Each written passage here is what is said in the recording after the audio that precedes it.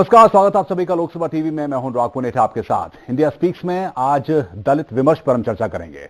दलित पर हो रहे हमले और पिछले कुछ समय से और कुछ हफ्तों से या फिर कुछ महीनों से देखा जाए तो देश के तमाम हिस्सों में जो घटनाएं हुई हैं उसकी गूंज पूरे देश में सुनाई दी है। सदन में भी इस पर चर्चा हुई। हालांकि सदन में जब चर्चा हुई है तो राजनीतिक दलों ने अपने अपने हिसाब से चीजें की हैं, एक दूसरे पर आरोप लगे हैं कि आखिरकार इसके पीछे क्या उद्देश्य रहा है। लेकिन दलितों पर हो रहे हमले या दलित राजनीति को लेकर जिस देश में जिस तरह का विमर्श रहा, वो चाहे अब की बात की जाए या आजादी से पहले की बात की जाए, इस पर लगातार बहस रही है। आज हम बहस दरअसल बौद्धिक स्तर पर करना चाहते हैं कि एक राज्य में हुई घटना को आखिरकार इतना तूल क्यों दिया जाता है। यह समस्या क्या है? यह समस्या सामाजिक है या फिर प्रशासनिक है या राजनीतिक है? एक दूसरे पर आरोप लगाकर आखिरकार कितना भला किया जा सकता है, इसी पर हम चर्चा करेंगे। और 6 खास मेहमान इस चर्चा में हमारे साथ जुड़ेंगे। उनका परिचय पहले आपसे करवा देते हैं, फिर चर्चा को हम आगे बढ़ाएंगे। मेरे बिल्कुल बाएं से शुरुआत की जाए तो कुलदीप कुमार जी हमारे साथ हैं, सीनियर जर्नलिस्ट। कुलदीप जी, बहुत बहुत स्वागत आपका हमारे साथ। उनके बगल में हैं गुरु प्रकाश जी, जो कि PhD scholar, law faculty, Delhi university. बहुत बहुत स्वागत गुरु प्रकाश जी आपका। Rajesh Kumar Paswan, associate professor, Jawaharlal Nehru university, आपका भी बहुत बहुत स्वागत है। मेरे बाएं से शुरुआत की जाए तो हमारे साथ है Rajkumar Phulwaria ji, associate professor, department of political science, Delhi university. बहुत बहुत स्वागत आपका भी। हमारे साथ शंकर सरन सर हैं, associate professor, social science, NCERT. बहुत बहुत स्वागत आपका। और दीपक दुबे जी हमारे साथ हैं, वैदिक एस्ट्रोलॉजर। बहुत बहुत स्वागत आपका। शुरुआत आपसे, इस पूरी बहस को आप ऐसे कैसे देखते हैं? और खासकर अभी चूंकि चर्चा रही थी, विशुद्ध राजनीतिक तौर पर रही है वैसे तो देखा जाए, लेकिन इसके पीछे निहितार्थ या क्या कुछ आप देख पाते हैं? देखिए, कहीं भी कोई घटना होगी तो अगर उस समय संसद चल रही है तो संसद में तो उसकी गूंज सुनाई देगी। और जो दलित सवाल है इस वक्त, वो सिर्फ सामाजिक असमानता का या सामाजिक शोषण का नहीं रह गया है, बल्कि पिछले 3-4 दशकों से एक दलित राजनीति में भी उभार आया है और दलितों को अपनी अस्मिता का एहसास हुआ है। तो जाहिर है कि इसको सिर्फ सामाजिक दायरे में सीमित नहीं रख सकते, और उसके सामाजिक आर्थिक पक्ष भी है उसका बहुत बड़ा, और राजनीतिक पक्ष तो है ही। तो मेरे ख्याल से इस पर अगर समग्रता में हम लोग चर्चा करें तो वो ज्यादा अच्छा होगा।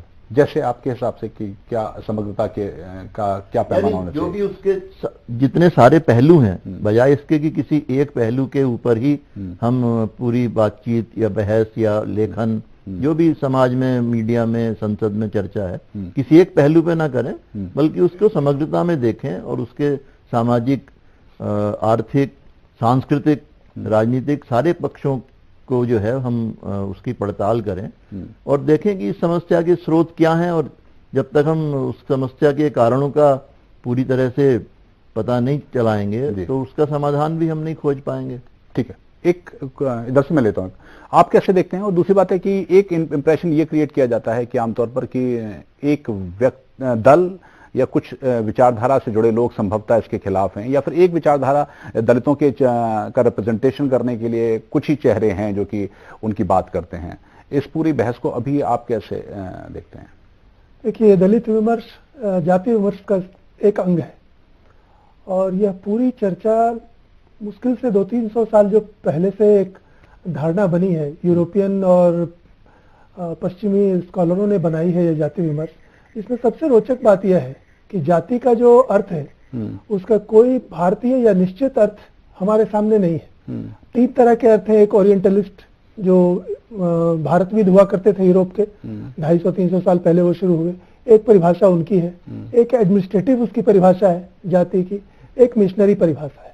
ये तीनों की तीनों पश्चिमी परिभाषा है। और ये दलित शब्द भी आप देखिए ये संविधान में भी नहीं है, ये हाल के 2-3 दशकों में ये प्रचलित हुआ है। गांधी जी हरिजन शब्द बोलते थे, अंग्रेजों ने 100 साल शेड्यूल कास्ट की लिस्ट बनाई, उससे पहले ये नहीं था। तो ये जो पूरा जाति विमर्श है या दलित विमर्श है, ये पश्चिमी मान्यताओं पर आधारित है। दूसरी इसमें गड़बड़ी यह है कि हम जब से मैंने देखना शुरू किया है, मैं देखता हूं कि इसमें राजनीतिक चिंता ज्यादा होती है, दलीय चिंता उसमें बढ़ जाती है। तो इसमें हम सत्य तक पहुंचने में बड़ी कठिनाई होती है। एक दूसरे को हराना, किसी को नीचा दिखाना, वोट बनाना, ये सब चिंताएं अधिक हो जाती है। उसमें समस्या, असली समस्या पीछे छूट जाती है। इसको राष्ट्रीय दृष्टि से, सामाजिक दृष्टि से या मानवीय दृष्टि से अगर हम देखें तो हम जिस तरह से घटनाओं को लेते हैं, आंकड़े इकट्ठे करते हैं या जो आक्रोश प्रकट करते हैं, वो पूरा बदल जाएगा। अब सोशल साइंस रिसर्च जिसको कहते हैं, उसकी प्रकृति यह है, जो उत्कृष्ट सोशल साइंस दुनिया में रहा है, इनफैक्ट हमने टेक्निकली उसका अनुकरण किया है, लेकिन उसकी आत्मा नहीं पकड़ी है। अब उसमें क्या है कि कोई निष्कर्ष लेने से पहले वो ठोस आंकड़े और विवरण इकट्ठा करते हैं। अब हमारे यहाँ क्या होता है, इस तरह की घटना हम जाति धर्म देख करके आक्रोश की मात्रा बढ़ती है या टिप या टेलीविजन की टाइमिंग घटती बढ़ती है। अगर एक ही तरह की घटना उतनी ही मर्मांतक और वेदना पूर्ण क्यों ना हो, अगर उसकी जाति राइट जाति या राइट रिलीजन नहीं है, तो उसकी चर्चा या तो नहीं होती या परफंक्टरी होती। लेकिन एक खास जाति या धर्म का व्यक्ति हो तो उस घटना को बहुत उछाला जाता है। ये राजनीतिकरण है। ये प्रवृत्ति कुछ समय से ज्यादा है या ये हमेशा से ऐसे? नहीं, मुझे लगता है कि ये स्वतंत्र भारत में बनी है और खास करके ये पिछले 3-4 दशकों की है। ओके, इस पर मैं थोड़ा सा और लूंगा आपका रिएक्शन, जो कि आमतौर पर जो ये घटनाएं हुई हैं और इसके पीछे जो है कि घटना होती है उसको उठाया जाता है, उस पर आप कैसे देखते हैं? बिल्कुल, जैसा कि आपने चर्चा के प्रारंभ में ही कहा कि ऊना विशेष रूप से इस पूरी चर्चा का जनक रहा। मैं लॉ का विद्यार्थी हूं, मैं डेटा के आधार पर बात करता हूं। नेशनल क्राइम रिकॉर्ड्स ब्यूरो और national commission for scheduled caste, राष्ट्रीय अनुसूचित जाति आयोग का डेटा उठा के देखें तो आप पाएंगे कि उत्तर प्रदेश में दलित उत्पीड़न की सबसे ज्यादा चर्चाएं हैं। जब मैं उत्पीड़न कहता हूं तो इसका अर्थ है मर्डर, रेप और नॉर्मल एट्रोसिटीज की केसेस। तो ऐसा क्यों होता है कि किसी एक विशेष राज्य में ही, जहां एक विशेष दल की सरकार है, सारी की सारी चर्चा वहां पे केंद्रित करने की कोशिश की जाती है? मेरा मानना है कि इन सब से एक नकारात्मक वातावरण तैयार होता है और एक दलित विद्यार्थी होने के नाते मैं इन सब से बहुत ज्यादा आक्रोशित भी हूं और दर्द में भी हूं, क्योंकि अवसर की तलाश करना मेरी प्राथमिकता है। आज जिस प्रकार वर्तमान सरकार ने, वो चाहे स्टैंड अप इंडिया का माध्यम हो, वो चाहे स्टार्टअप इंडिया का माध्यम हो, बहुत सारे अवसर आए हैं। पिछले 6-7 दशकों से जिस प्रकार हमने एक विशेष पार्टी का शासनकाल देखा है, उसमें एक पेट्रनेज की राजनीति हम लोगों ने देखी, लेकिन अब बात पेट्रनेज से उठ के पार्टनरशिप की हो रही है। तो कहीं ना कहीं एक तबका ऐसा है जो ये बात को पचा नहीं पा रहा है। और ये जो इंसिडेंट है ये एक और बात का परिचायक है। जिस प्रकार दलित और समृद्ध होंगे, ऐसे असर और ये मैं आपसे बाद में करूंगा, लेकिन आपने कहा कि आपके आंकड़ों के हिसाब से किसी राज्य और राज्यों में भी इस तरह की घटना है, लेकिन ये चुना जाता है कि किसी राज्य में ज्यादा हो रहा है और किसी को छुपाया जाता है। राजकुमार जी, आप कैसे देखते हैं इसको, पूरे इस जो इस समय की चर्चा है? ये दलित उत्पीड़न का जो विषय है वो मुझे लगता है आज या कल या परसों का नहीं है, ये सैकड़ों वर्षों का इतिहास है। और मेरा ये मानना है कि ये दलित उत्पीड़न का विषय मानसिकता का विषय है। आज भी मैं बाबा साहब की भी चर्चा करता हूं। बाबा साहब इतने बड़े विद्वान, कैलिफोर्निया, ऑक्सफोर्ड, इन यूनिवर्सिटी पढ़कर आने के बावजूद भी जब वो रियासत में काम करते हैं तो एक चपरासी भी उनको फाइल फेंक के पकड़ाता है। तो कुल मिला के मेरा यह मानना है कि दलित उत्पीड़न का विषय वो मानसिकता का है। इस मानसिकता को कैसे बदला जाए, और मानसिकता को बदलने के लिए, और मेरा यह मानना, एक सामाजिक समझ चाहिए। राजनीतिक व्यवस्था के माध्यम से इस समस्या का हल नहीं खोजा जा सकता। अगर राजनीतिक व्यवस्था के माध्यम से अगर समस्या का हल खोजना होता, और राजनीतिक दल कभी ईमानदारी से समस्या का हल खोज भी नहीं सकते, क्योंकि उनके वोटों की राजनीति है। वोटों की राजनीति के आधार पर उनके निर्णय, उनके काम, उनके एक्शन होते हैं। ये सामाजिक शुद्धता सामाजिक समस्या है, और सामाजिक समस्या का समाधान सामाजिक परिवेश में आने की आवश्यकता है। इसलिए समाज के प्रबुद्ध लोग, समाज के विद्वान लोग, समाज के संत लोग, समाज के प्रबुद्ध लोग आगे आए और इस विषय के लिए, माना किसी को घोड़ी पे चढ़ने नहीं दिया जिस गांव में, तो क्या उस गांव का प्रबुद्ध व्यक्ति बाहर निकला?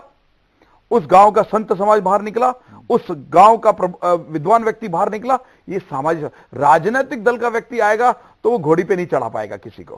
क्यों? क्योंकि जो घोड़ी पे रोक रहे उसको उसके भी वोट चाहिए। इसलिए घोड़ी पे रोकने वाले के वोट ना भी मुझे लेने, इसलिए उनका विरोध नहीं कर सकता। इसलिए मेरा ये मानना है कि ये सामाजिक समस्या है, और सामाजिक समस्या और साथ में माइंडसेट का इश्यू है, मानसिकता का विषय है। मानसिकता का और सामाजिक समस्या का समाधान समाज के ही द्वारा निकली जाएगी, ना कि राजनीतिक नेतृत्व और राजनीतिक दलों के। हो सकता है कानून एक माध्यम से हो सकता है, लेकिन राजनीतिक से निकलता तो हमारे कानून है ना, संविधान है।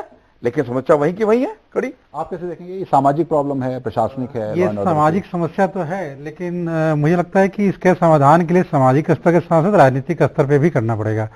जैसा आपका टॉपिक है दलित चिंता और राजनीति, राजनीति के कारण दलित चिंता और चिंतन के केंद्र में आए हैं। अगर राजनीति नहीं होती तो हो सकता है कि इस एजेंडे में भी नहीं आ पाती चीजें।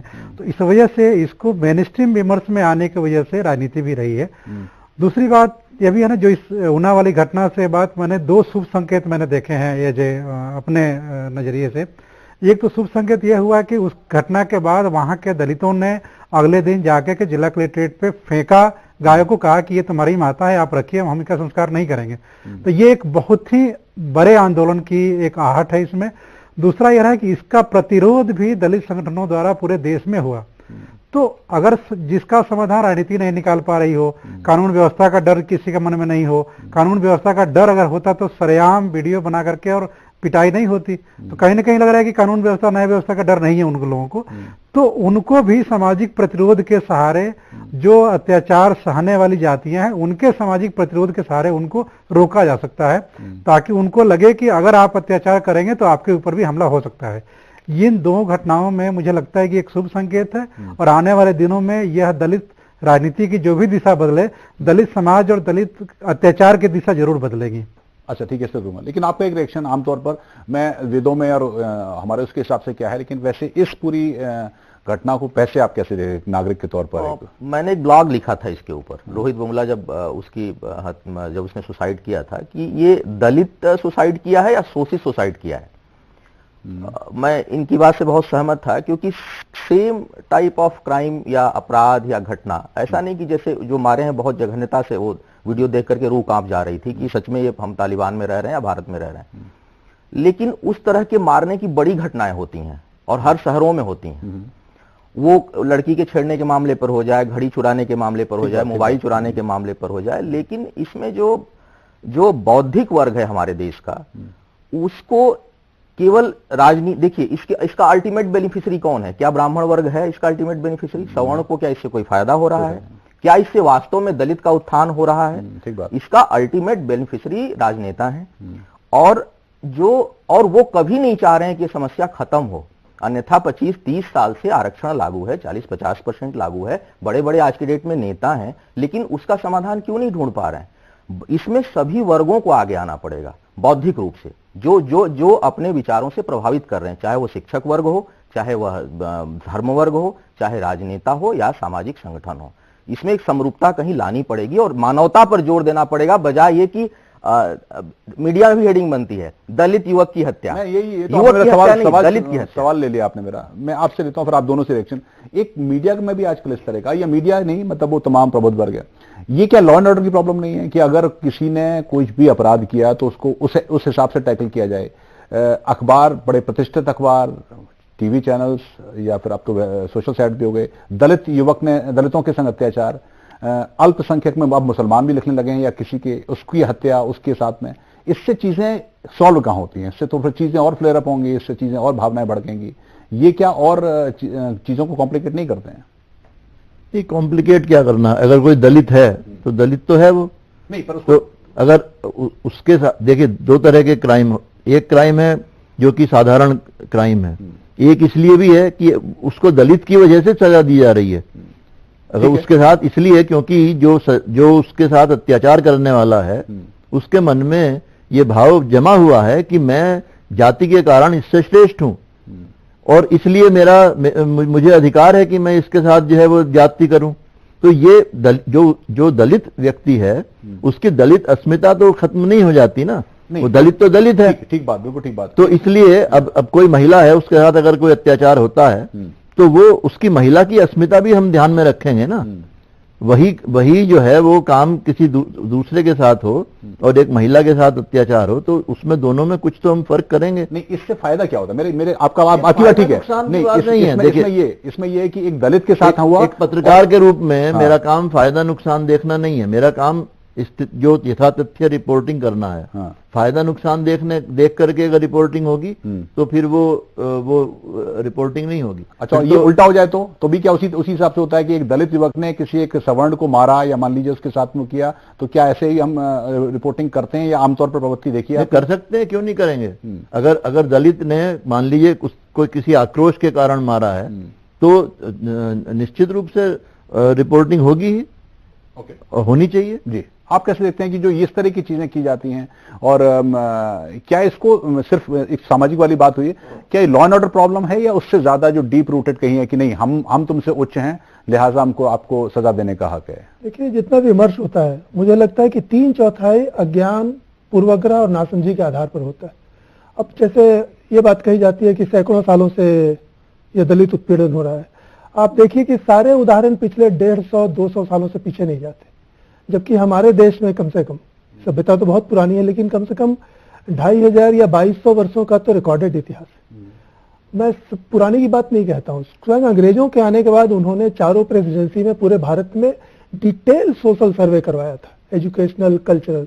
उसमें आपको कहीं भी जाति आधार पर भेदभाव, उत्पीड़न छोड़िए, पहचान तक उनको मुश्किल होती थी कि कौन बड़ा है और कौन नीचा है। ये जो जितनी कथाएं हैं या घटनाएं हैं ऐतिहासिक भी, सैकड़ों साल कह दिया जाता है लेकिन इसकी जांच कोई करने की कोशिश नहीं करता कि सैकड़ों साल पुरानी घटना का उदाहरण कोई क्यों नहीं देता। मैं आपको एक ध्यान दिलाता हूं कि अल बरूनी से लेकर के, बल्कि कहूं कि मेगास्थनीज से लेकर के, चंद्रगुप्त के समय में, कौटिल्य के समय से लेकर के हाल में मार्को पोलो तक 2500 बहुत प्रसिद्ध ट्रेवलॉग है। और वो ऐसे लोगों के नहीं है जो 2-4 दिन रहे, जैसे फाहियान या हुएनसांग महीनों रहते थे। आप देखिए कि जाति उत्पीड़न या जातिगत भेदभाव की कथाएं उसमें नहीं है। ये जो भारत में जातिगत भेदभाव की जो वास्तविकता है, पहले तो ये विदेशी शासन कालों में पैदा हुई, ये हमारे समाज की नहीं है। और उन विदेशी शासन कालों में जो उत्पीड़न, जो जुल्म अन्याय हुए हैं, जो रिकॉर्डेड है और जो लोमहर्षक है, आप देखिए कि कभी उनकी चर्चा नहीं होती कि सैकड़ों सालों से हमने उनका उत्पीड़न झेला, संगठित धर्मांतरण झेले, पूरा उत्तर भारत के मंदिर उजाड़ दिए गए। ये उत्पीड़न कभी चर्चा का विषय नहीं होता। जातिगत उत्पीड़न का होता है और उसके उदाहरण पिछले 150 साल से पुराने नहीं जाते। तो ये जो पूर्वाग्रह है, इसने एक तरह से जातियों का जो विषय है, इस पर जो उत्पीड़न है या भेदभाव है, अन्याय है, अपमान है या है, लेकिन इसकी वास्तविकता को समझ करके मानवीय भाव से इसका समाधान करने की बजाय एक लड़ाने की और दूर करने की प्रवृत्ति है। इसकी तुलना में हाल में देखिए अमेरिका में हुआ है रंगभेद, वो बहुत पुराना है उसका। आप देखिए कि वहां चर्चा किस तरह से होती है, वहां चर्चा बढ़ाने की नहीं होती है, यूनाइटिंग दृष्टि से होती है। और यहाँ पर चर्चा आमतौर पर यही होती है कि नहीं, हमें इसको या तो बढ़ाना है या इसको खींच के दिखाना है। अभी गुरुजी ने एक बहुत अच्छा लेख लिखा है जिसकी चर्चा हो रही है, उसमें वो सही मेंशन करते हैं कि दलितों के उत्पीड़न की चीजों को तो देखा जाता है, लेकिन दलितों का जो उत्थान भी हुआ है स्वतंत्र भारत में, बल्कि मैं आपको कहूं, जहां तक मुझे याद है 1954 में डॉक्टर अंबेडकर ने स्वयं मेंशन किया है कि पिछले 5 वर्षों में ही, 7 वर्षों में ही दलितों की स्थिति बहुत बढ़ी है। तो 54 से लेकर के 2016 में दलितों की स्थिति में आप देख सकते हैं मायावती जी हैं और ऐसे एक दो नहीं है, दर्जनों प्रसिद्ध हस्तियां हुई हैं। तो यह उनकी प्रगति भी हुई है और सिर्फ राजनीति में नहीं, अर्थव्यवस्था में, शिक्षा में उनको कभी भी मेंशन नहीं किया जाता है। तो यह जो अनुपातहीनता है, इससे वास्तविक विमर्श नहीं होता है। और जैसा मैंने शुरू में कहा कि वो हमेशा राजनीतिक गुटबंदी में बदल जाता है, इससे समाधान नहीं होता। जो बात आपकी कह रहे हैं उससे मतलब पोर्शन कुछ बदला है, प्रपोर्शन जो भी था। देखिए, निश्चित रूप से जो मैंने अपने पहले वक्तव्य में कहा, नेगेटिविटी से हट के अब ऑप्टिमिज्म की तरफ आने की आवश्यकता है। स्वतंत्र भारत में बाबा साहब के अलावा भारत ने एक दलित रक्षा मंत्री देखा बाबू जगजीवन राम जी के रूप में, एक दलित उप प्रधानमंत्री जो बाबू जगजीवन राम खुद थे, दलित राष्ट्रपति के नारायणन, दलित लोकसभा के स्पीकर जीएमसी बालियोगी जी, अभी मीरा कुमार जी भी थी। और अर्थव्यवस्था में Dalit Indian chamber of commerce and industry के नाम से मिलिंद कामरे जी एक संगठन चलाते हैं जिसमें 1000 से अधिक दलित उद्यमी हैं जिनका एनुअल टर्नओवर तो बाकियों के मुकाबले काफी सकारात्मक है ही। तो जिस प्रकार हम लोगों ने कॉन्स्टेंटली हुआ, मतलब ये शिक्षा और थोड़ा सा बदलाव किस वजह से, ये भी रीजन है? देखिए, शिक्षा, पॉलिसीज, पॉजिटिव इंटरवेंशन और गवर्नमेंट की स्कीम्स, एक फॉरवर्ड लुकिंग अप्रोच, ये सब तो एक कारण रहा ही है। और थोड़ा बहुत भूमिका सबकी रही है। जैसा कि आपने कहा कि सवर्ण और दलित, ये लड़ाई क्या हम लोग इस प्रेजुडिस से बाहर निकल के, इस पूर्वाग्रह से बाहर निकल के देख पाएंगे कभी? बात इंटीग्रेशन की होनी चाहिए। कन्फ्रंटेशन का अप्रोच हम लोगों ने देख लिया, अब तक पिछले 6 दशकों में हम लोग कहां पहुंचे हैं। इंटीग्रेशन हो और पूर्वाग्रह से मुक्त होकर के यदि इस पूरे डिस्कोर्स को हम लोग देखें तो एक नई दिशा निकलेगी, एक सकारात्मक दिशा निकलेगी, ऐसा मेरा मानना है। आप? मेरा भी मानना है, अगर हम अभी जो चर्चा कर रहे हैं वो दलित चिंता और राजनीति पर कर रहे हैं, तो मुझे ऐसा लगता है कि जो पिछले दिनों की, चाहे ऊना की घटना हो, चाहे वो उत्तर प्रदेश की घटना हो, चाहे वो मध्य प्रदेश की घटना हो, मेरा ये मानना है कि ये इस प्रकार की घटना निश्चित तौर पर निंदनीय है और इसमें जो दोषी लोग हैं उनको सजा होनी चाहिए। जो इसके विक्टिम है उनको आप संरक्षण दें, उनकी सहायता करें और उनको सुरक्षा भी प्रदान करें। लेकिन इस सारे विषय के अंदर हम आप संघर्ष जो है, संघर्ष जो हम करना चाह रहे हैं वो संघर्ष नहीं होना चाहिए। अभी जैसे ऊना की घटना की हम बात करें, ऊना की घटना में जिन लोगों को गिरफ्तार किया गया है उसमें बहुत बड़ी संख्या इस देश का, अगर मैं एससी नहीं कहूंगा तो ओबीसी वर्ग है, वो भी पिछड़ा वर्ग है। पिछड़े वर्ग के लोग उसके अंदर गिरफ्तार हुए हैं और मैं कहूंगा एक विशेष दूसरे संप्रदाय के लोग गिरफ्तार हुए। कहीं ऐसा तो नहीं है कि दलित इश्यूज के ऊपर या दलित विषयों पर कुछ लोग राजनीतिक दृष्टि से वातावरण खराब करना चाहते हैं? तो मुझे ऐसा लगता है कि इस देश में इस प्रकार की घटना होती है तो उस घटना का विरोध सर्व समाज को, समाज के प्रबुद्ध लोगों को निकलकर तुरंत विरोध करना चाहिए और समाज को बांटने के जब बजाय समाज को जोड़ने का, एक ग्रुप करने का प्रयास की दिशा में सोचने का प्रयास करना चाहिए। एक मैं आपसे सवाल, एक तो ये कि उत्थान, एक जैसे कि ऊना वाले जो वीडियो आया जब हम लोगों ने देखा तो मुझे लगता है कि संभवतः हर व्यक्ति जो देखेगा पहले तो निंदा करेगा और शायद उसके मन में, लेकिन द मोमेंट जब हम ये खबर सुनते हैं कि ये इसमें ये एंगल है, दलितों की पिटाई की गई किसी गौरक्षा दल के लोगों के नाम पे या कोई और लोग उसमें जो भी इन्वॉल्व थे, तो फिर इससे फिर खबर का कनोटेशन भी बदलता है, फिर आप उसको दूसरे एंगल से देखने लग जाते हो। इससे कितना भला होता है और क्या कुछ इम्पैक्ट पड़ता है? इम्पैक्ट इससे पड़ता है और मैं थोड़ा सा सहमत हूँ राजकुमार जी की बात से कि हमें इस बात का डेटा नहीं होना चाहिए कि इस साल इतने दलितों पे हत्या हुई और इस राज्य में इतने दलितों की हत्या हुई। यह भी डेटा निकलना चाहिए कि दलितों पे अत्याचार करने वालों में किस जातियों के लोग हैं, समाज के किस तबके के लोग हैं, और क्या ऐसा यह मतलब सामान्य है कि जातियों पे अत्याचार करने वाले कुछ खासी वर्गों के लोग होते हैं।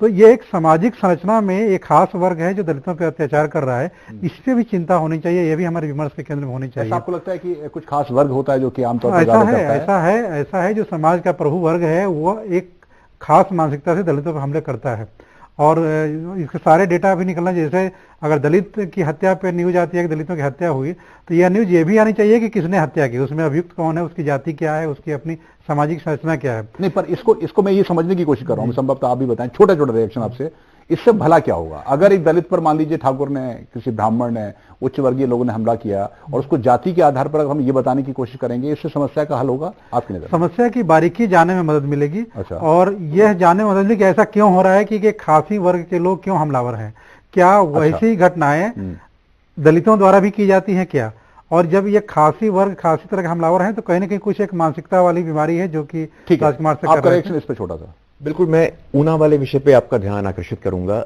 एक छोटी सी बात है, जिन लोगों ने ये हमला किया वो हैबिचुअल ऑफेंडर्स थे, डेडिकेटेड थे और लोकली इस बात को लेकर के कोई दो राय नहीं थी। इस बात को ध्यान देने की आवश्यकता है कि वहां के प्रबुद्ध समाज ने उन लोगों का सोशल बॉयकॉट किया है। वहां उन लोगों ने तय किया है कि इनके घर पे हमारी बहू बेटियां नहीं जाएंगी, हम अपनी बेटियों की शादियां नहीं करेंगे। तो क्या ये पक्ष सामने आया हमारे? नहीं, कि हम लोगों ने बॉयकॉट किया, सोशल बॉयकॉट समाज ने किया।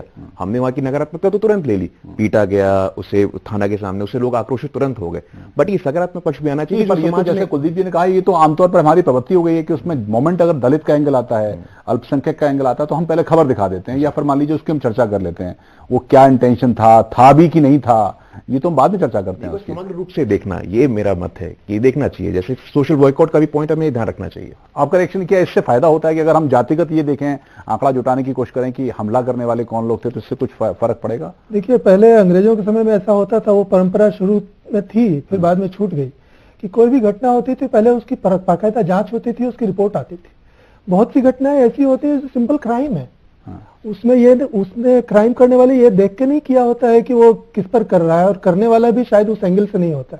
अगर इस तरह की जांच हो और उसकी भी फाइंडिंग आए, जैसा अभी आपने कहा कि या गुरु ने कहा कि बाद में जो समाज ने रिएक्शन दिया, जिसमें सकारात्मक बातें हैं, वो कभी कोई मीडिया में नहीं आती हैं कि जिसने ऐसा किया उसका उसके समुदाय के क्या सारे लोगों ने समर्थन किया या उसकी निंदा की या उसकी भर्त्सना की। अब ये सब चीजें न्यूज में नहीं आती हैं तो वो पूरी पिक्चर नहीं आती।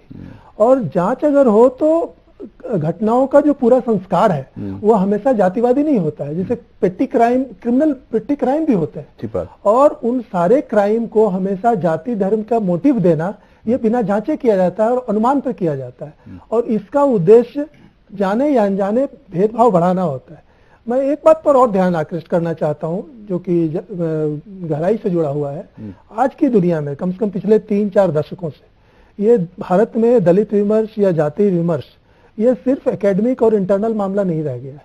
इसके पीछे एक अंतर्राष्ट्रीय कारोबार भी है, और ये 100 साल पहले भी था।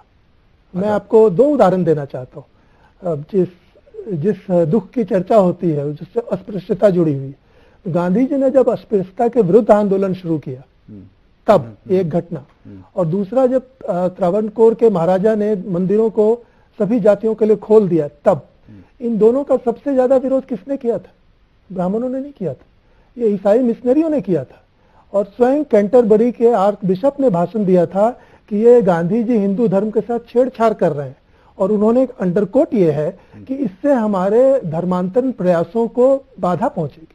अब आप समझिए कि जब 100 साल पहले जब इतनी चेतना थी, जानबूझ करके आप लोगों को बांटो, और ये जो फूट डालो राज करो है, ये अंग्रेजों के शासकों की नीति नहीं थी, ये मिशनरियों की नीति थी।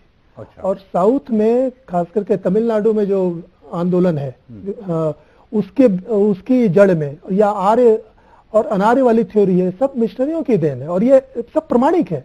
मैं इस पर ध्यान दिलाना चाहता हूं कि बहुत सी घटनाएं ऐसी भी होती हैं जो डेलिबरेटली करवाई जाती हैं। इसकी जांच नहीं होती, इसलिए पता नहीं चलता है कि इसके पीछे क्या पर्पस। अगर मैं इसको समअप करते हुए, वक्त ब्रेक का है, कि ये कहूं कि ये लॉ एंड ऑर्डर प्रॉब्लम हो सकती है, कुछ पेटी क्राइम्स हो सकते हैं, लोकल इश्यूज हो सकते हैं, लेकिन संभवतः उसको बड़ा दिखाने की कभी कभी मैग्नीफाइंग ग्लास की भी मैं कोशिश कहूंगा कि इसकी जांच करके उसकी सच्चाई समाज के सामने उसी प्रमुखता से रखनी चाहिए जिस प्रमुखता से हम घटना को देखते हैं। अब देखिए, मैं एक रोहित वेमुला का नाम अभी आया था।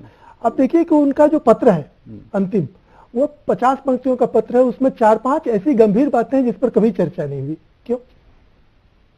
इस पर चर्चा करेंगे आपसे थोड़ा सा, और वक्त छोटे से ब्रेक का चला है। ब्रेक के बाद इस विचार को, इस बहस को हम आगे बढ़ाएंगे।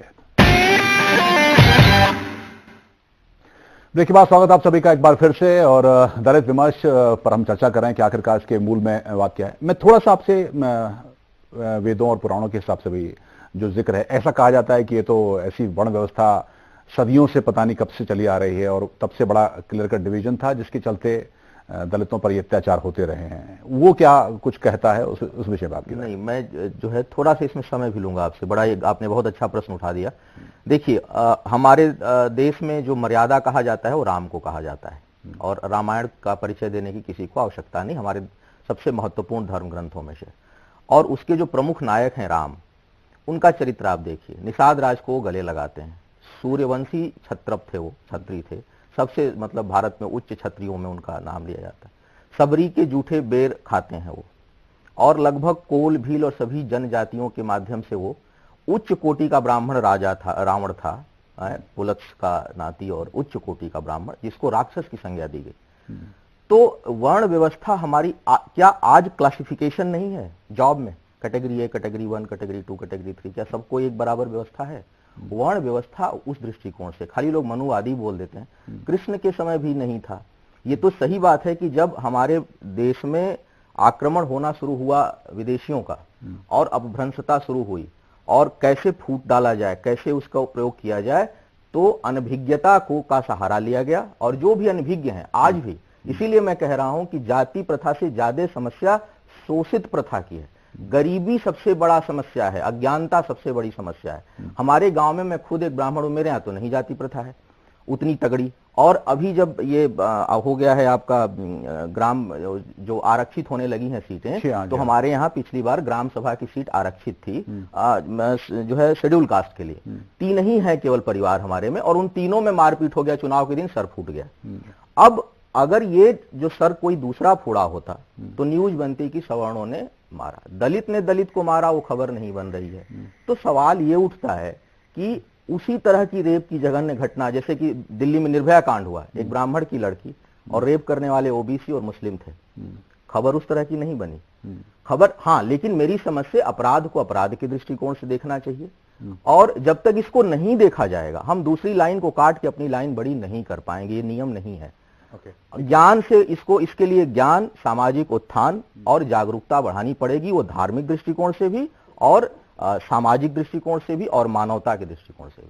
कुलदीप सर, आपके हिसाब से जो भी अभी तक हुआ, दलितों को लेकर जो चेहरे आए, बड़े उन्होंने उत्थान की बातें की होंगी, और राजनीतिक तौर पर भी देखा जाए कितना परिवर्तन हुआ उनके आने के? पहली बात तो यह है कि अब मुझे ये समझ में नहीं आ रहा है कि लोग देश में जाति व्यवस्था है इसके अस्तित्व को ही नकार रहे हैं कि मेरे गांव में तो नहीं है, तो आपका गांव कोई अलग आदर्श गांव होगा, गांव में नहीं है, और या विदेशी आक्रमणकारियों के आने के बाद यहाँ जाति व्यवस्था पैदा हुई।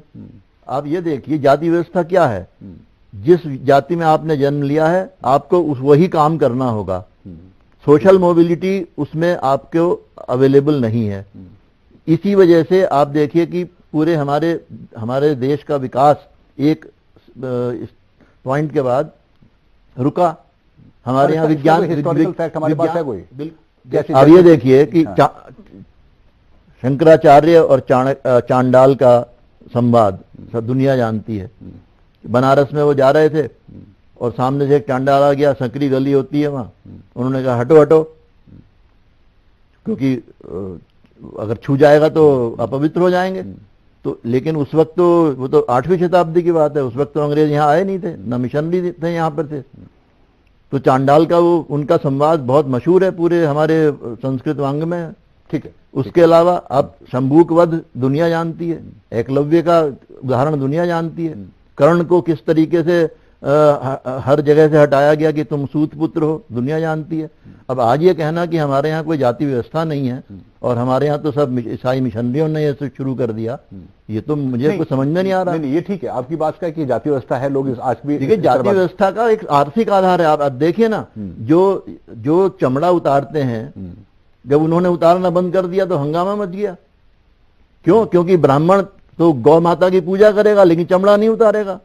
आप उतारिए ना चमड़ा, क्यों नहीं उतारते आप उसका? नहीं, यहाँ पर पहलू मेरा क्योंकि आपने एक जाति को वो काम दे दिया कि ये काम तुम्हारा है, तुम ही करोगे, तुम्हारा बेटा भी करेगा, पोता भी करेगा, सब तुम ही ये काम करोगे, हम लिखाई पढ़ाई करेंगे, हम बुद्धिजीवी हैं। लेकिन ये स्थिति बदली नहीं बदली? आपको बदल रही है, धीरे धीरे बदल रही है, क्योंकि हमारे यहाँ संविधान 1950 में यहाँ लागू हुआ, उसके बाद संविधान के प्रावधान है, उनका धीरे धीरे असर हो रहा है।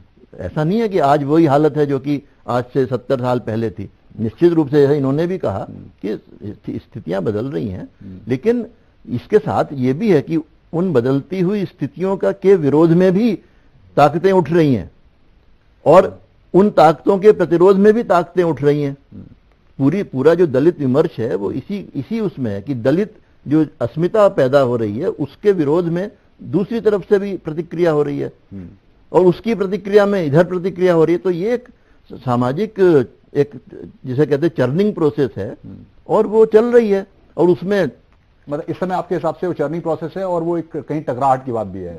समाज में जब बदलाव आता है तो टकराव तो होता ही है। इस बात से और क्या इससे भला हुआ जो भी चेहरे बने, उन्होंने जितनी भी बातें करी, एक हम राजनीतिक तौर पर अगर सवाल करें, अब आजादी के बाद से जो बड़े चेहरे बने दलित राजनीति के, कितना भला हुआ?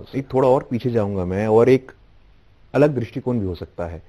बात रामायण और महाभारत की होती है तो आज के तारीख में रामायण का जो सबसे ऑथेंटिक स्वरूप है वो वाल्मीकि रामायण है, और जाति व्यवस्था के अनुसार वाल्मीकि किस जाति से आते हैं वो यहाँ मुझे वर्णन करने की आवश्यकता नहीं है। महाभारत में महर्षि वेदव्यास किस जाति से आते हैं, वो तब फिशरमैन कम्युनिटी थी, आज के हिसाब से शेड्यूल कास्ट में आएंगे। और स्वतंत्रता के बाद एक मिनट बीच में बोलूं, एक पूरा विवाद है हमारी परंपरा में, क्षेत्र और बीज का विवाद। क्षेत्र जो फल है वो फसल जो होती है वो क्षेत्र की है या बीज की है। और ये जो पराशर ऋषि थे वो आकर के व्यास को, जिनका नाम कृष्ण था, 8 साल की उम्र में उनके घर से ले गए थे कह करके कि ये बीज मेरा है, इस पे हक मेरा है, मैं इसको पढ़ाऊंगा लिखाऊंगा। तो इसलिए उसके बाद उनकी वो जाति नहीं रह गई थी। जो 8 साल की उम्र तक वो मछुआरे के घर, वाल्मीकि में तो नहीं था, मछुआरे के घर में थे। लेकिन वाल्मीकि में ऐसा नहीं था, विश्वामित्र में ऐसा नहीं था। ऐसे हजारों उदाहरण हैं। फिर पुनः हम कहेंगे कि यहाँ विश्वामित्र को इसलिए राजर्षि कहते हैं, विश्वामित्र को राजर्षि कहा जाता है, महर्षि नहीं। ब्रह्मर्षि किया जाए। आप उस ज्ञान को आप थोड़ा सा वो कर लें, जाने कि वह ब्रह्मर्षि की उपाधि मिली है। एक चीज जो आपकी उपाधि मिली है उनको। मुझे ऐसा लगता है कि आज हमारा जो विमर्श है वो वर्तमान विषय पर है। हम इतिहास में 5000 वर्ष महाभारत काल में या बढ़ जाएंगे तो एक अलग विषय बनता है। नहीं, पर एक वर्तमान एक जैसे वो दोनों विषय कि जातीय व्यवस्था में इस बात से सहमत नहीं हूं कि जातीय व्यवस्था का जन्म ब्रिटिश काल में इससे पहले भी था। अगर वो शंभु की बात करें, विश्वामित्र, महर्षि, आज संस्कृत का और रामायण का सबसे ऑथेंटिक ग्रंथ है वो महर्षि वाल्मीकि जी के आधार पर, वाल्मीकि जैसा गुरु ने भी कहा। तो मेरा यह मानना है कि एक अलग शोध का विषय, एक अलग आज हमारा विषय कि क्या आज देश की राजनीति और दलित चिंता का विषय है क्या? मुझे ऐसा लगता है, फिर मैं इस बात को पूरा दोहराना चाहूंगा कि राजनीति में दलित जो है वो वोट बैंक मात्र बनकर रह गया है। क्या पिछले 50 वर्षों में क्या राजनीतिक इस दलित वर्ग के बारे में कुछ सकारात्मक पहलू हैं? संविधान के माध्यम से, योजनाओं के माध्यम से निश्चित तौर पर एक कदम आगे बढ़े हैं, लेकिन क्या सामाजिक रूप से दलित की चिंता, क्या समाज के सर्ववर्ग की, क्या शिक्षा की चिंता, रोजगार की चिंता, उनके सामाजिक सम्मान की चिंता? आज मुझे ये बताएं कि समाज ने इस दिशा में, मेरा फिर ये कहना है, ये मानसिकता का विषय है। समाज के विभिन्न मंच है, विभिन्न स्थान है। क्या किसी मैं फिर एक बात कहूंगा, किसी रामलीला के मंच पर, किसी धार्मिक संगठन के मंच पर उस व्यक्ति को सम्मान मिला क्या? ऐसा मेरा आप जो बात करने जा रहे थे, मेरा सवाल और भी है कि क्या इससे एक तो जो भी फायदा हुआ, जो भी चेहरे आए थे वो, और ये बात तो सही है कि अभी जातिगत व्यवस्था तो सोच कम से कम अभी है, वो हमारे इंटीरियर्स के इलाकों में हो, गांव में हो, वो सोच तो है, और उसका कहीं ना कहीं प्रतिरूप तो आता ही है सामने। देखिए, मैंने कहीं भी असहमति अपनी नहीं जताई कि समस्या नहीं है, बट मेरा या फिर मेरी पीढ़ी के जो दलित नौजवान हैं उनका ये प्रयास है कि इस विक्टिम सिंड्रोम से बाहर निकलना चाहिए हमें। आप कहें तो मेरे पास बहुत सारे डेटा है, मैं बता सकता हूं कि हर 18वें मिनट पे एक दलित का शोषण होता है, हर दूसरे दिन में एक दलित महिला का रेप होता है।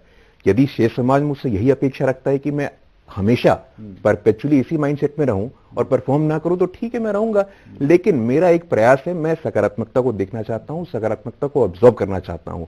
मैं चाहता हूं कि मैं अपने एंटरप्रेन्योरियल इंस्टिंक्ट के साथ एंगेज करूं, जो चाहे जो भी सरकार दे। परपेचुअल सिंड्रोम में लाने में तो एक आपको भूमिका निभाती है कि एक दलित पर हत्या हुई अगर, या दलित के संग इस तरह का हुआ, ये कुछ माइंडसेट को बनाने में भूमिका तो अदा करती है। निश्चित रूप से एक डिस्क्रिमिनेशन है, लेकिन अब समय आ गया है कि we should take a step ahead. कुछ हुआ? हाँ, नहीं, आपने सही कहा। आपने शुरू में बताया था ना लॉ एंड ऑर्डर की और एक उसकी जो समस्या, ये चीजें हैं। एक उदाहरण से मैं बताना चाहूंगा, पिछले दिनों हरियाणा में कुछ आरक्षण के नाम पे जो दंगे हुए थे, पहले राउंड में खूब दंगे हुए, खूब तरह की क्राइम हुए। दूसरे राउंड में कानून व्यवस्था का मामला था, वहां पे किसी ने, पुलिस ने ये कहा कि हम उसकी वीडियोग्राफी कराएंगे दंगाइयों की, और जो भी उसमें पकड़े जाएंगे उनमें हम सरकारी नौकरियों से और सरकारी से वंचित रखेंगे। तो उसमें उस तरह के शौकिया दंगाइयों की भीड़ कम हो गई। तो हमें लगता है कि ये कानून व्यवस्था का मसला है। सामाजिक लोकतंत्र इतना जल्दी नहीं हावी होता, इतना जल्दी नहीं सुधरता। सरकारों का काम है, राजनीतिक दलों का काम है उसको और लोकतांत्रिक बनाने का। तो सरकारें इस तरह से फैसले ले सकती हैं कि जो भी कल्प्रिट इसमें होंगे, न सिर्फ दलित के लिए बल्कि किसी के प्रति भी यदि कोई अपराधी है तो उस अपराधी को किसी भी सरकारी सुविधा से का लाभ नहीं मिल सकता, उसको और उसके परिवार को और बाकी सारी चीजों को। तो अगर कानून का डर अगर किसी समाज के किसी व्यक्ति पे रहेगा तो वह सबके लिए भला होगा, एक अच्छे समाज के लिए भला होगा।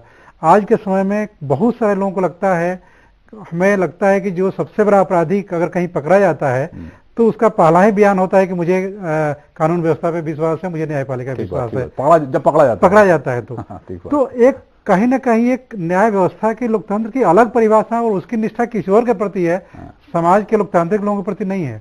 तो इसको कानून व्यवस्था के मसले से भी देखना पड़ेगा, और यह पूरे समाज के लिए आने वाले दिनों में अगर ये चीजें चलती रही तो पूरे समाज के लिए हमें लगता है कि हम अफगानिस्तान की तरफ बढ़ेंगे, एक बेहतर भारत की तरफ नहीं बढ़ेंगे अगर ये ऐसी स्थितियां बनी नहीं। शंकर सर, एक चीज मैं हिस्टोरिकली कुछ आप समझना चाह रहा हूँ, जैसे कि अगर हमने संविधान लिया, कुछ चीजें हमने खासकर कानून व्यवस्था के हिसाब से आईपीसी सीआरपीसी, वो तो ये है कि किसी व्यक्ति के खिलाफ अगर हिंसा होगी तो पर्टिकुलर सेक्शंस के द्वारा हो, बाद में एससी एक्ट संभवतः कुछ चीजें आई होंगी। क्या वो चीजें बाद में जोड़ी गई और अपराध हो रहा है किसी व्यक्ति के खिलाफ तो उसको कानून की नजर से देखा जाना चाहिए, जैसे हमारे यहाँ आईपीसी और सीआरपीसी है, बाद में क्या उसमें परिवर्तन किया गया?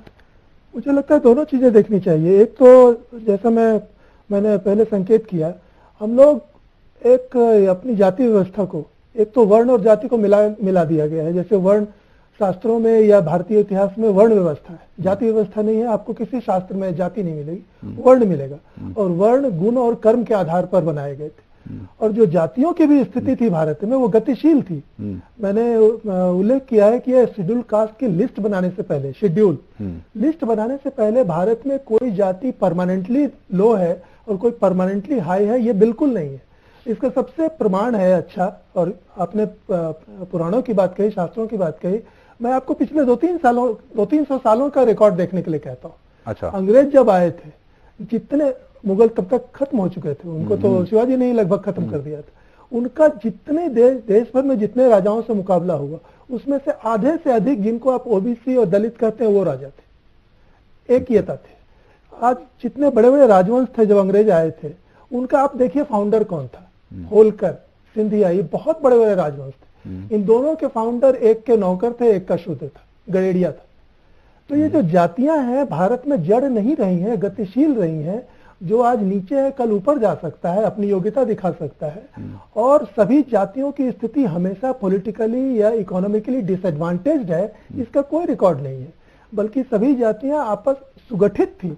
और आप एक चीज देखिए, ये भी आसानी से आप देख सकते हैं कि आज जो हम देखते हैं कि बिकरिंग है जाति के आधार पर, अब 200 साल पहले के रिकॉर्ड में भारतीय समुदायों के बीच में जातियां हैं, सुसंगठित जातियां हैं, उनमें आपस में बिकरिंग या लड़ाई नहीं है। वो सब समाज और देश और धर्म के लिए सोचते हैं। और इसीलिए आप उनमें देखिए कि उनमें प्रतिभाशाली लोग दिखते हैं, धनी लोग दिखते हैं, और उन्हीं में आगे बढ़ करके वो राजा होते हैं। मैं एक उदाहरण के बारे में आप सब लोगों का ध्यान आकृष्ट करना चाहता हूं। आप चाहें तो मैं सुना सकता हूं, मेरे पास है, लेकिन मुझे लगभग याद है। स्वामी विवेकानंद मद्रास में 1897 9 फरवरी को एक भाषण देते हैं। उसमें जो चीज कहते हैं वो ये है, उस समय उनको शूद्र माना जाता था, वो जिस जाति के थे वो शूद्र थे विवेकानंद। और वो इस चुनौती का जवाब देते हैं कि मुझे कहा जा रहा है कि एक शूद्र को सन्यासी बनने का क्या अधिकार है। मैं बताना चाहता हूं कि मेरी जाति के लोगों को अगर गिना नहीं जाएगा तो भारतवर्ष का कुछ नहीं बचेगा। मेरी जाति के लोगों ने शताब्दियों तक आधे भारतवर्ष पर राज्य किया है, दार्शनिक, चिंतक और ज्ञानी दिए हैं। अगर वो शूद्र को आज स्वामी विवेकानंद उसी समय माना गया, और भी नजदीक का आप उदाहरण लीजिए, आज जितने स्वामी संत हैं पिछले 100 साल से, आप देखिए कि कॉमन आदमी जानना भी नहीं, खोजने की भी कोशिश नहीं करता है कि ये कौन है, श्री श्री की जाति क्या है, रामदेव जी की जाति क्या है, फलाने संत, फलाने बाबा की जाति क्या है। तो ये समकालीन भारत में भी है कि भारतीय मानसिकता जाति को जड़ नहीं गतिशील मानती थी। यह अंग्रेजों की फूट डालो राजनीति और यह स्वतंत्र भारत में ये जो वामपंथी राजनीति है या जातिवादी राजनीति है, वोट की राजनीति है, इसने इस माइंडसेट को फिक्स करने की कोशिश की है कि तुम दलित हो, तुम निकलो मत। और ये अंग्रेजों से पहले नहीं था। कुलदीप ने कहा कि हमें इनकार नहीं करना चाहिए, बिल्कुल इनकार नहीं करना चाहिए, लेकिन तथ्य देखना चाहिए। वह नीच नहीं थे, उनमें गतिशीलता थी, और यह हम देखते हैं कि आज भी है। और सबसे सुंदर उदाहरण जो मुझे लगता है as a political scientist, America में एक ब्लैक प्रेसिडेंट हुआ तो ये एक बड़ी खबर थी। पहली महिला होगी तो पता नहीं, शायद यही सबसे बड़ी खबर होगी। भारत में इस तरह की चीजें हुई और बिना किसी चर्चा के हुई, किसी ने नोटिस नहीं किया कि कोई बड़ी महत्वपूर्ण बात है। मुझे ऐसा लगता है कि ये भारतीय मानस इसको स्वीकार करता है कि ये कोई बड़ी बात नहीं है कि दलित प्रधानमंत्री हो गया, दलित राष्ट्रपति हो गया, दलित जस्टिस हो गया, ये इंपॉर्टेंट नहीं है। उसका कारण यह है कि हमने किसी को भी परमानेंटली लो या हाई नहीं देखा है, और इस सत्य को हमें सामने लाना चाहिए और खांचे में परमानेंटली बांटकर जो रखने की आदत है, इससे उभरना चाहिए।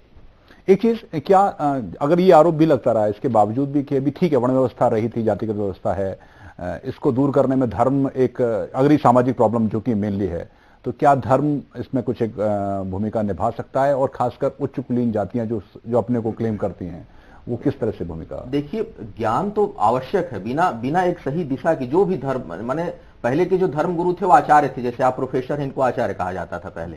आज भी तो ये वही कार्य कर रहे हैं जो चाणक्य करता था। अब ये कौन सी दिशा देंगे उन बच्चों को, इन पर निर्भर करता है। आप कौन सी दिशा देंगे अपने बच्चों को, इन भर नहीं। तो जो बौद्धिक वर्ग है, जो प्रभावित कर सकता है आने वाले पीढ़ी को या समाज को, उसकी सोच पर निर्भर करेगा कि हमारा आने वाला समाज कैसा होगा। तो वो चाहे धर्मगुरु हो जो मासेस को प्रभावित कर रहे हैं, चाहे शिक्षक हो बड़े मासेस को प्रभावित कर रहे हैं, चाहे मीडिया हो, चाहे राजनेता हो, ये एक समग्र समस्या है। और मेरा मानना जाति से ज्यादा गरीबी और अशिक्षा है, ठीक है, क्योंकि यह शोषित वर्ग की समस्या है। ऐसा नहीं ब्राह्मण भी चाय की दुकान पे काम कर रहे हैं, ब्राह्मण भी कई जगह प्रेस का काम कर रहे हैं, जो नौकरी नहीं मिल रही है, तो क्या उनके साथ अत्याचार नहीं हुआ? लेकिन अब उनकी आवाज नहीं उठ रही। वो यही ब्राह्मण 50 साल बाद फिर एक दलित की कैटेगरी हो जाएगी।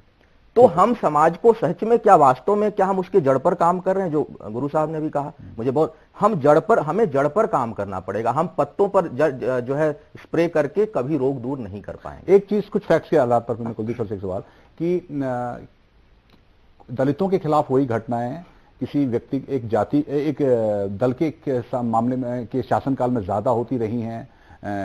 ये बात कुछ तथ्यात्मक तौर पर सही रही है, जैसा अभी कहा गया है कि अभी ये घटनाएं ज्यादा बढ़ रही हैं, वो चाहे भले हम इंटॉलरेंस से उठाएं और अभी देखें, क्या ऐसी घटनाएं ज्यादा बड़ी हैं या ये सिर्फ आरोप है और अपनी कन्वीनियंस की राजनीति है?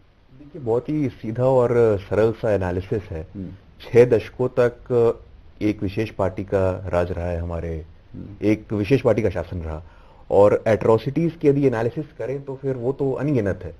और अभी भी अगर आप लेटेस्ट डेटा देखें कि पिछले 2000 से लेकर के 2015 तक, तो प्रांत वाइज, स्टेट वाइज सबसे अधिक एट्रोसिटी उत्तर प्रदेश में है। उत्तर प्रदेश में किस दल का शासन कब रहा है और किस दल के शासन में कितनी घटनाएं हुई हैं, ये एक अलग शोध का विषय हो सकता है। किसी एक पार्टी या किसी एक विचारधारा को दोष देना, this is a reflection of prejudice, इसे मैं सही नहीं मानता हूं। आप सहमत हैं इससे कि ऐसा हो रहा है या फिर ये फैक्चुअली आप ठीक मानते हैं? देखिए, इसका मैं समझता हूं दलीय शासन से कोई विशेष संबंध इस बात का नहीं है, क्योंकि ये एक समाज की एक विकृति है और उसका किसी एक पार्टी के ऊपर उसकी जिम्मेदारी हो, ऐसा कुछ है नहीं। ये तो पूरे हमारे समाज की जो बनावट बनी है हजारों साल में, उसका नतीजा है, और वो 2-4 दिन में या 2-4 साल या 2-4 दशकों में जाने वाली नहीं है। उसमें बनने में उसे टाइम लगा, जाने में भी टाइम लगेगा। हमारा प्रयास ये होना चाहिए कि जितना जल्दी से जल्दी वो जाए और दूर हो, उतना अच्छा है। एक चीज आखिरकार, अब आखिर में ये सॉल्यूशन, क्योंकि अब तो ये है कि हंगामा तो चूंकि भी है, चर्चा जारी है, ये जो चेहरे बने दलित राजनीति के, कितना फायदा हुआ और असली में बदलाव किस तरह से आ सकता है? चेहरों के तौर पर कोई बड़ा नेता रहना चाहिए दलितों का, उससे बदलाव आता रहा है, या फिर आप क्या इस बारे में सोचते हैं? मेरा ये, फिर मैं इस बात को दोहराना चाहूंगा कि हम ये कहें कि इस समाज की जो दलित समस्या है, ये समस्या एक राज्य की नहीं है, एक क्षेत्र की नहीं है, एक वर्ग की नहीं है, ये संपूर्ण भारत की समस्या है। अभी हम ऊना की घटना की चर्चा कर रहे हैं, केरल में एक दलित महिला के साथ बलात्कार हुआ, उसके ऊपर हत्या हुई, उसकी चर्चा ज्यादा मीडिया में नहीं हुई, सोशल मीडिया में थोड़ी सी चली। जैसे कहा कि उत्तर प्रदेश पहले नंबर पे है, तो वहां पर किस राज्य की सरकार है, दूसरे नंबर पर बिहार है, तो वहां किस राज्य की सरकार है। तो ये सरकारों का विषय नहीं, ये मानसिकता का विषय है। और इस समस्या का समाधान भी मुझे लगता है राजनीतिक दृष्टिकोण से, राजनीतिक सत्ता के माध्यम से अगर खोजने का प्रयास करेंगे, तो मुझे लगता है कि ईमानदारी से हम समस्या का समाधान नहीं खोज पाएंगे। इस समस्या के समाधान के लिए समाज के प्रबुद्ध लोगों को, समाज के प्रमुख लोगों को, और मेरा यह कहना है कि सामाजिक संगठनों को, अगर मैं कहूं कि जब कभी भी इस प्रकार की समस्या आई, तो मेरा यह कहना है कि संत रविदास पैदा हुए, संत चोखामेला पैदा हुए, संत इस प्रकार के संत, विवेकानंद पैदा हुए, दयानंद पैदा हुए, इन संत महात्माओं के माध्यम से, इस श्रेणी के लोगों के माध्यम से मुझे लगता है इस समस्या का समाधान होगा। और मानसिकता आंदोलन चला, आर्य समाज ने बहुत बड़ा आंदोलन चलाया, बहुत बड़ा आंदोलन चलाया। इस प्रकार के सामाजिक संगठनों के माध्यम से, सामाजिक नेताओं के माध्यम से, सकारात्मक प्रयास से मुझे लगता है कि समस्या के समाधान की तरफ हम बढ़ सकते हैं। एक चेहरा होना जरूरी है, जो अभी तक रहे हैं। कभी कभी एक आवाज बनने के लिए चेहरा का होना जरूरी होता है, लेकिन मैं राजकुमार जी की बात से सहमत हूँ कि एक सामाजिक समस्या है। समाज के जो एक वर्चस्वशाली तबका है, उसको दलित समाज के प्रति संवेदना जागृत करने के लिए उसकी अपनी भूमिका महत्वपूर्ण है, उसे आगे आना पड़ेगा। और एक आम नागरिक में कानून का डर कायम करने के लिए राज्य सत्ता को, सरकारों को आगे आना पड़ेगा। उन्हें यह प्रभावी होकर के काम करना पड़ेगा कि कानून की नजर में सब बराबर हैं। बिहार में रणवीर सेना द्वारा जो हत्याएं कराई गई, उस पर अपराधी छूट गए और किसी भी राजनीतिक दल ने कोई सकारात्मक प्रतिक्रिया नहीं दी। दलितों की हित की राजनीति करने वालों ने और दलितों के विरोध की राजनीति करने वालों ने, किसी ने नहीं की। तो कहीं ना कहीं राज सत्ता सबकी होती है, राज सत्ता को कानून का राज कायम करने का अपना इकबाल कायम करना चाहिए। वो दलितों के प्रति, स्त्रियों के प्रति, अल्पसंख्यकों के प्रति, सबके प्रति होना चाहिए। अगर वह नहीं कर पाती है तो अंततः जो एक सामाजिक विसंगति और सामाजिक विडंबना फैलती है, वो हम अपने पड़ोसी देशों में देख रहे हैं कि राज सत्ता के कमजोर होने से कैसे दूसरे सामाजिक संगठन उभरे हैं और वो कैसे वो हावी होते जा रहे हैं। तो ये एक भविष्य के लिए शुभ संकेत है कि राज सत्ता मजबूत हो। रिएक्शन आप दोनों से कि क्या ये जो स्थिति है बदलती कुछ लगेगी, या अभी चूंकि इसको फ्लेयर अप किया जाता है अपने अपने नेतार्थ के लिए? कि इस पर तो लगभग सहमति है कि राजनीति के माध्यम से इसका समाधान चाहना दुराशा है। वो लोग एक अपने बनाए दुष्चक्र में फंस चुके हैं। वोट और राजनीति और अगला चुनाव वो हमेशा ध्यान में रहता है और उसमें मुश्किल है। जहां तक विमर्श की बात है, सामाजिक, जो मैंने कहा कि सामाजिक और राष्ट्रीय दृष्टि से ही हम इसका समाधान ढूंढ सकते हैं, बशर्ते कि उसी नियत से हम खोजें। तो दो तरह का साहित्य आज पूरे देश में है, दलित साहित्य। एक साहित्य जिसमें कि एट्रोसिटी और इन चीजों को बढ़ा चढ़ा कर देखने की चीज है, और ये उसमें हम देखते हैं कि अधिकांश संगठनों में जो दलित वॉइस, दलित एम्पावरमेंट में खुले तौर पर चर्च मिशनरी लगे हुए हैं। एक उस तरह का साहित्य है जो इस चीजों को बढ़ा करके दिखाता है। अच्छा, मैं एक छोटा सा उदाहरण देता हूं कि अभी एक पत्रिका ऑलरेडी चल रही है द्विभाषीय, उसने 2 साल पहले अपना कैलेंडर निकाला था। वो दलित विमर्श की पत्रिका अपने आप को लिखते हैं। उसके कैलेंडर में जन्माष्टमी गायब थी, दीपावली गायब थी, स्वतंत्रता दिवस गायब था, William Carey, mother Teresa, Martin Luther, इन सब के जन्मदिन मनाए जा रहे थे।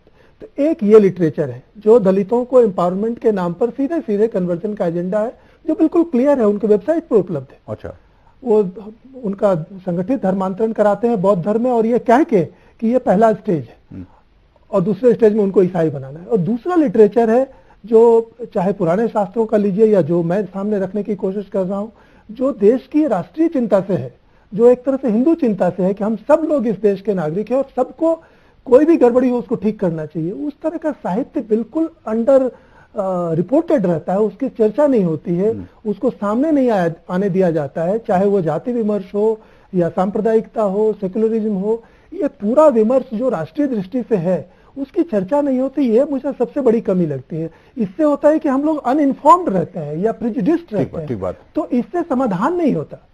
तो जाति पर अब जिस तरह से शौरी साहब ने एक बार कहा था, ये मार्क्सवादी, रोक रहा हूं आपको मैं, हाँ, बहुत संक्षेप में आपसे रिएक्शन की, आखिरकार इस तरह की सामाजिक समस्या है, सामाजिक तौर पर ही दूर होगी या कुछ राजनीतिक तौर पर करना होगा? नहीं, इसका एक वर्तमान प्रधानमंत्री ने बड़ा अच्छा शब्द बोला था एक टीवी के इंटरव्यू में। उनसे पूछा गया कि आप मुस्लिमों के हित की बात नहीं करें, बोले कि जब मैं 100% साक्षरता की बात करूं इसमें हिंदू मुसलमान कहां से आ गया।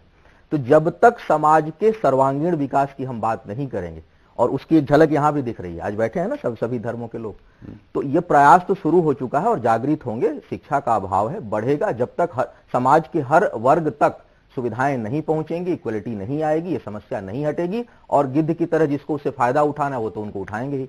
चलिए, तो इसी नोट के साथ कि आखिरकार सामाजिक समस्या है तो सामाजिक तौर पर इसका हल निकालना की कोशिश होनी चाहिए। बहुत धन्यवाद आपका इस चर्चा में भाग लेने के लिए। आपका भी धन्यवाद, दीपक जी आपका धन्यवाद, आपका भी शुक्रिया, कुलदीप सर आपका भी धन्यवाद। तो इंडिया स्पीक्स में आज हमने यही जानने की कोशिश करी कि दलित विमर्श आखिरकार उसको लेकर ये समस्या किस तरह की है, और अगर हल निकलता है तो फिर वो किस जरिए निकल सकता है। इस खास कार्यक्रम में इतना ही। नमस्कार।